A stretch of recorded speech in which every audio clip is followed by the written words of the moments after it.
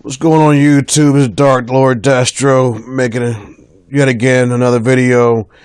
I don't know why I'm even up. I should be in bed sleep, but for some reason my body just won't let me go to sleep and rest. And while I was laying here, I was thinking about all pro football and making teams, evaluating teams, and this and that, and when it comes to this hexing, when you're playing against people online and both parties know that, you're hexed each other. And so, sometimes, when you're playing against each other, you might, lose a match and you might suspect that, someone's over hexed or slightly over hexed and might have the advantage, But I was just thinking, if we had a set criteria, now I understand, it's the real world and not everybody's going to follow the criteria.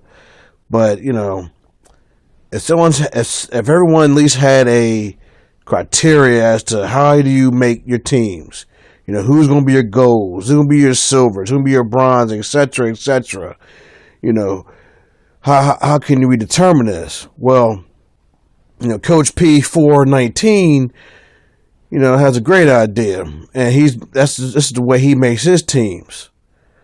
And the way he makes his teams is, let's say making a particular year team, okay? So whatever that may be. He goes to profootballreference.com. That's my favorite website when I, hex teams too. Difference between him and I is that I usually go by, who do I think might be goals, more of a personal opinion thing. But his criteria pretty much is which could be a good rule, is that if they were first team pro, which means if you go on that website, profootballreference.com, you'll see the person's name and you'll see a star and a cross. That cross means that they were first team pro that year. And he uses that as, okay, they need to be a gold. A star only, or just a star in general, means that they made the Pro Bowl that year as well. So he makes those people a silver. Everybody else is a bronze, and everybody else who, people we want to turn, from a star into a generic, or in this case, a created guy to a generic, they're usually bronze. So yeah, you can have a situation where you're making a team and you have no golds. You're making silvers.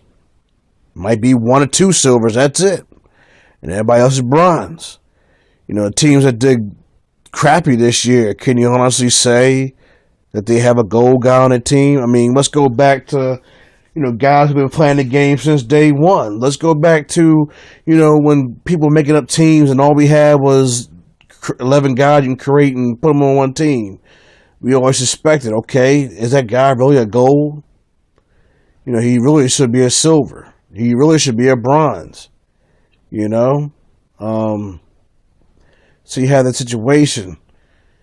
It's like, what else I can think of? Like, for example, I play against people who are part of the, the CAG, Casual Adult Gamers tournament. And sometimes, yes, I know they have a criteria on, how to make the teams, but honestly, can you really say, there's certain teams that are made and they've got gold stars on their gold players? Can you honestly say they're really gold? Maybe a silver, but definitely not a gold. So, I'm not saying it's the end all be all, but at the same time, to me, it's good criteria to follow. It makes the teams even because, let's say, for example, the Redskins, if I make a 2013 Redskins, was RG3 a gold? You sure didn't play like one, but I made him a gold. London Fletcher, I made him a gold. He's the leader of that defense. But what about the Redskins secondary, which I purposely reduced the numbers of their hands because they weren't intercepting balls like that, so watch they do it in the game. And that's something to think about. Brian Rackpole, high bronze, low silver. Ryan Kerrigan, maybe a low silver in between. I mean, it goes, it's like a toss-up when it comes to that point,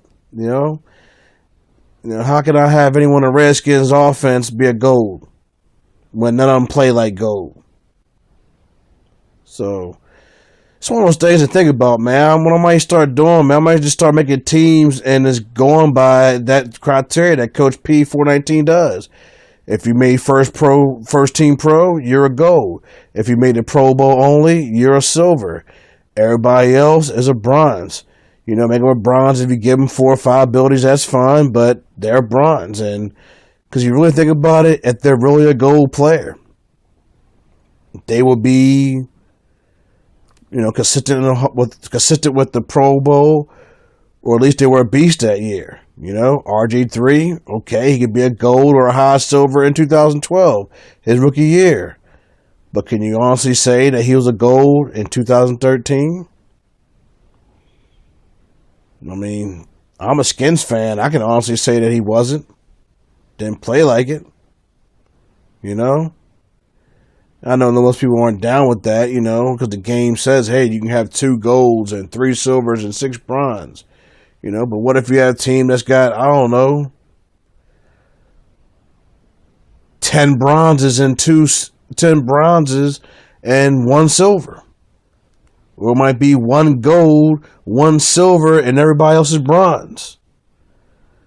So it's just something to think about when you're making teams and it's like, hey, what's all this? Why you got all these bronze dudes on the squad? Well, it's just reflecting the real NFL.